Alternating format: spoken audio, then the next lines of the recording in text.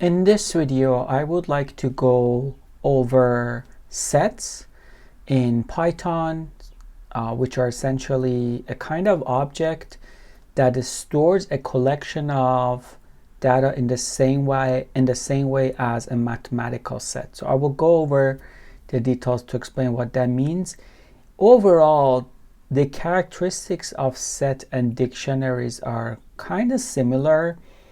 However, the main difference is that in dictionary we have pairs, in sets we have unique values, individual values. So in general, all items must be unique. It's the same way as keys. In dictionary, duplicate values will be removed automatically. Set is on order, there's no indexing, and elements can be of different data types. Again, some of these indeed overlap with the way we can define a dictionary. And in sets, we can think of a couple of functions where it will help us identify the shared space among different sets. We can look at the what's being shared or what's not being shared. We can think about the one set excluding the other set. We can also think of unioning, let's say two sets. We'll go over different methods to make sure that's clear for you. But first thing first, let's start a simple set. I'm going to call this my set, which has just a bunch of values. So now if I'm printing my set, I should be able to get that. You see that similar to dictionaries, these come within curly brackets. If I had this set with a bunch of duplicate values, let's say 4, 5, 2, 1, when I'm printing this, we will see that duplicate values will be removed. Again, we cannot have duplicate values. They will automatically are going to be removed from our set. Now let's see, let's look at some of the things we can do. So in the same way that we could work with a dictionary function, we can also set or turn, let's say, a list into a set. Imagine if I have a list, I'll just call it my list. If I now say set is equal to set for my list, so this will essentially convert my list into a set. You could also create a new set. I can say set1 is equal to set with empty list with empty values, and if I'm calling this, we will see that now we have created a set that is empty, and we can populate this.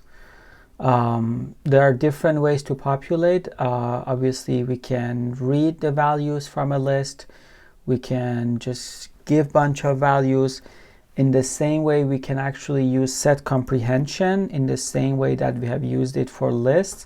So I can say set2 is equal to, let's say, I want to say x for x in range 20, and let's call this set. Let's see.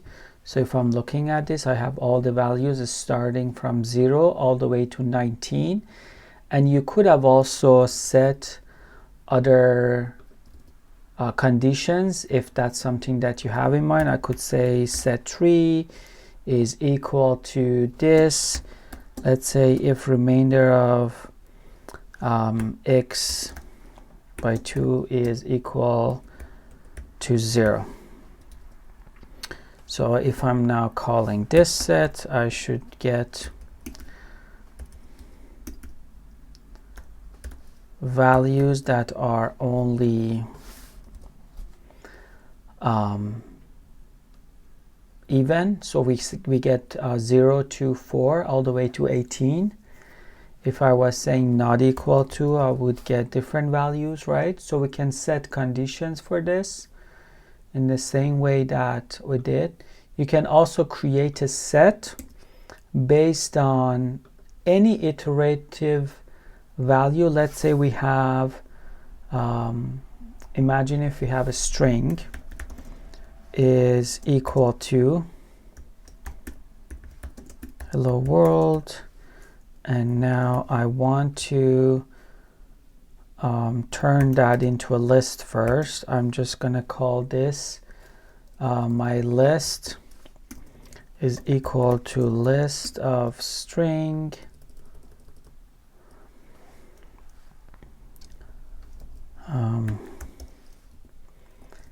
and if now turn this to set, I can say set4 is equal to set call lst. So if I print set4, I'm expecting that every single character, because string is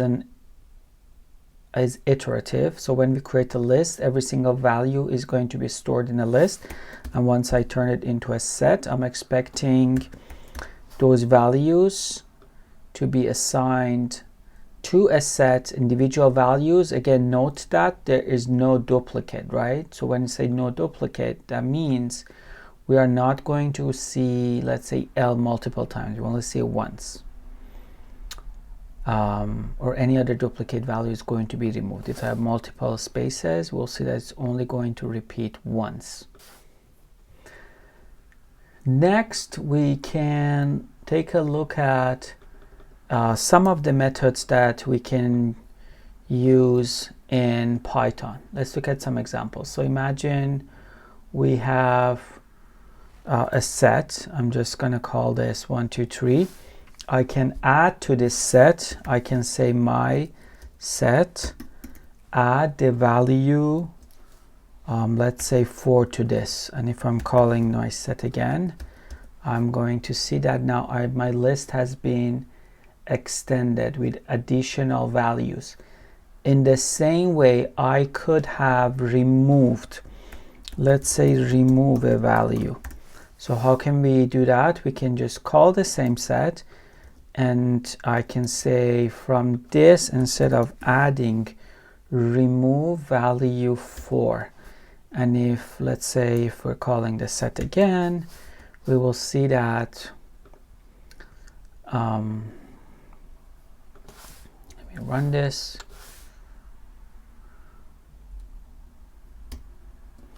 The value 4 is now removed from my set.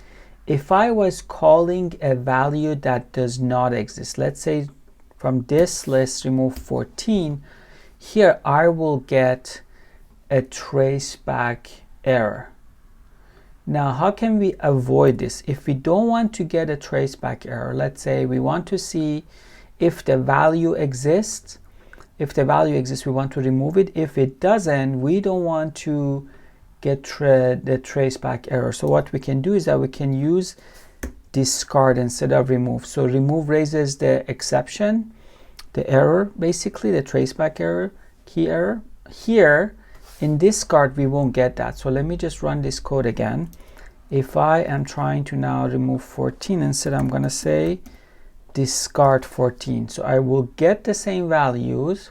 If the value was in the list, it would remove it. Let's try this again. Let's say remove value 3. We see that the value is removed. And if we didn't have that value, we will not get an error. In the same way, we can also, in the same way that we were working with dictionaries and lists before, we can pop an element from a set. Let me just bring my set again from up here maybe. So our set has 3 values. And what I can do is that using pop, I can pop that element and it will return. The good thing about pop is it will return that value, so you can assign it to another variable. So let's say now print x, and let's also print the set again, so this to see the difference. So we see that the first value, value 1, is removed and it's been assigned to variable x, and the rest of the set still exists. So we have that set. We can also clear the set. Let's say if I have my set equal to 1, 2, 3, and I want to clear it, what I can do is that I can say my set dot clear. Again, this is also similar to dictionary, and I can call my set again. And at the same time, more importantly, what makes sets very unique is we mentioned about doing some sort of mathematical operation using these sets. So for instance, if we want to double check this, imagine if we have multiple sets A, B, and C, we can indeed look at some of the characteristics. So we can look at, for instance, at the union of these sets. So all the elements that are in both sets.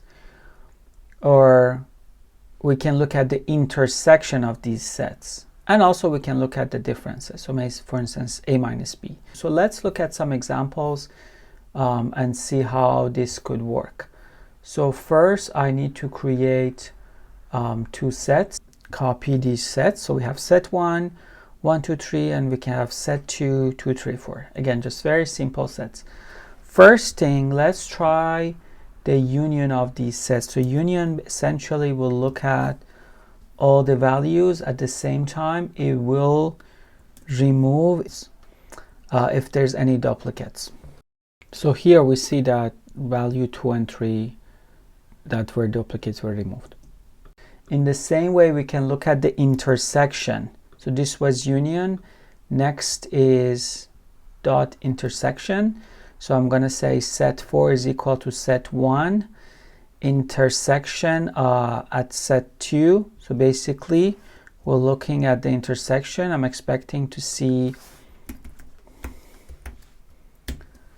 value 2 and 3 that is shared. So 2 and 3 is the intersection of these two. We can also look at the difference of these sets. Let's create another set. I'm going to call this set 5. And we say set 1 dot difference set 2. So here it should be essentially, this means set 1 minus set 2. So that's what we're trying to find. So if you're removing set 1